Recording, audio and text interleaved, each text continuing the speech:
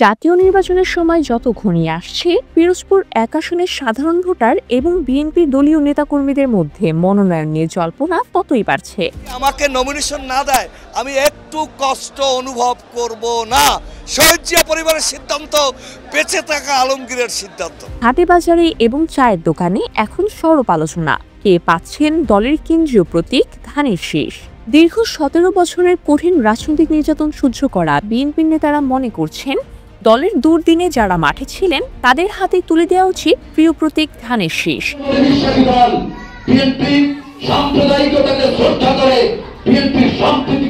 তাদের মতে বিগত শাসনামলে নির্যাতিত নেতারাই দলীয় মনোনয়নের প্রকৃত দাবিদার। তবে এই নেতাকর্মীদের কাছে আতঙ্কের নাম হয়ে উঠেছেন বর্তমান ১২ দলীয় জোট নেতা মোস্তফা জামাল হায়দার। স্বৈরাচার এরশাদ আমলে বিনা ভোটে মন্ত্রী হিসাবে পরিচিত এই নেতা জোটের পক্ষ থেকে ধানের শীষ প্রতীক নিয়ে নির্বাচনে লড়বেন বলে হাটে বাজারে চাউর হয়েছে। ভোটারদের মধ্যে আলোচনা চলছে ২০২৬ সালের জাতীয় নির্বাচনে পিরোজপুর, নাজিরপুর এবং জিয়ানগর ১ আসনে মোস্তফা জামাল হায়দারই হতে পারেন বিএনপির নেতৃত্বাধীন জোটের প্রতীক। এই প্রথম প্রকাশ্য জনসভায় স্বাধীনতার কথা ঘোষিত হলো এই পুরো বাংলার মাটিতে। পিরোজপুর জেলার নাজিরপুর উপজেলার বড়ইবুনিয়া গ্রামের সন্তান মোস্তফা জামাল হায়দার।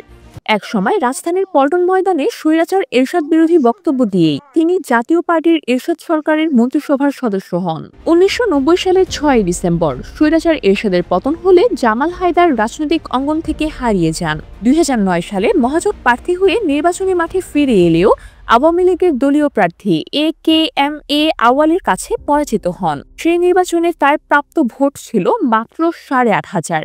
এরপর তিনি পুনরায় নিজেকে গুটিয়ে নেন। তবে ২৪-এর ছাত্র জনতার গণঅভ্যুত্থানের পর আবারও নির্বাচনী আলোচনায় এসেছেন বড়ইবুনিয়া গ্রামের এই নেতা।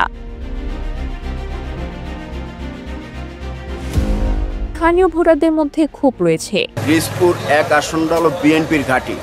এই আসনে যদি বিএনপির কোনো ক্যান্ডিডেট না দিয়ে জামাল হায়দারকে দেওয়া হয়, তাহলে এটা হলো হাতে ধরে শামীম সাঈদীর সিটে দিয়ে দেওয়া হলো। তা আমি আশা করব দেশ নায়ক তারেক রহমান সাহেব যাতে সব কিছু বিশ্লেষণ করে বিএনপির যারাই দিক আমরা তার সাথে আছি। মোস্তফা জামাল হায়দার বিএনপি থেকে যদি নমিনেশন দেওয়া হয় তাহলে সাইদি সওয়াল হয়ে যাবে। এই ফেসিবাদী আন্দোলনে তাকে কখনো পাই নাই, আর সেই মনোনয়ন পাইলে আমরা মনে হয় ৫,০০০ ভোট পাবো কিনা জামাল হায়দার যদি নমিনেশন পায় সন্দেহ। দেশ নায়ক তারেক রহমান তার যে প্রত্যাশা, সেই প্রত্যাশা অনুযায়ী যদি দলীয় প্রার্থী এখানে দলের ভিতর থেকে ধানের শীষের মনোনয়ন দেওয়া হয়, তাহলে তারেক রহমানকে এই আসনটি উপহার দেওয়া সম্ভব হবে। অন্যথায় এই আসন পুনরুদ্ধার হওয়া জনগণ মনে করে অসম্ভব হয়ে যেতে পারে। মোস্তফা জামাল হায়দার, একই গ্রামের অগ্নিকন্যা মতিয়া চৌধুরী এবং তারাবুনিয়া গ্রামের সমর রেজাউল করিম, এরা সবাই বিনা ভোটের মন্ত্রী হয়ে দেশ ও জনগণের জন্য কোনো উন্নয়ন করেননি। পিরোজপুর ১ আসনের ভোটাররা এক চরম সংকটের আশঙ্কা করছেন। মাসুদ সাঈদী আসলে মিডিয়া ভাইবটা বেশি নিতেছে, যার কারণে আপনি দেখবেন সে সব জায়গায় বড় প্রার্থী নিজের দাবি করতেছে। আসলে আপনি তৃণমূলে হাঁটবেন, আপনি দেখবেন যে এই অঞ্চলের বেশিরভাগ ভোটাররা মাসুদ সাঈদীকে চেনেও না। মোস্তফা জামাল হায়দার সাহেব প্রবীণ ব্যক্তি, তিনি এই অঞ্চলের এমপি মন্ত্রী দীর্ঘদিন ছিলেন, কিন্তু তিনি বয়সের কারণে আমাদের এই যুব সমাজ, আমরা যুবদল করি, যুবদল ছাত্রদল, এই আমরা যুব সমাজ দীর্ঘদিন যুব সমাজের সাথে তিনি ডিসকানেক্ট। মোস্তফা জামাল হায়দার সাহেব ১৯৯০ সালে এরশাদ পতনের পরে নাজিরপুরে তার উপস্থিতি দেখা গেছে। ২০০৯ সালের আওয়ামী লীগের ব্যানারে মহাজোটে নির্বাচন করেছেন এবং সেই যে নির্বাচন করে উনি চলে গেছেন। আর ২০২৪-এর স্বৈরাচার শেখ হাসিনার পতনের পরে উনি নাজিরপুরে এসেছেন এবং উনি এসে বলতেছেন উনি নির্বাচন করবেন। কিন্তু আমরা যারা দীর্ঘদিন যাবৎ বিএনপির সাথে জড়িত আছি, আমরা ওনাকে আমাদের দলের দুর্দিনে আমরা যখন রাস্তাঘাটে পথে ঘাটে যেখানে সেখানে মার খেয়েছি, ওনার কোনো উপস্থিতি আমরা পাইনি এবং আমাদের বিপদ আপদ মামলা মোকদ্দমায় কখন উনি কোনো সহযোগিতা করে নাই, এমনকি এলাকায় কোনো খোঁজখবরও তিনি রাখে নাই। এখন ২০২৪-এর পতনে, সরকার পতনের পরে যখন নির্বাচন আসছে, উনি তখন একটি দলীয় প্রধান হিসেবে উনি আমাদের কাছে আসছেন যে দলীয় প্রধান হিসেবে উনি মনোনয়ন চায়।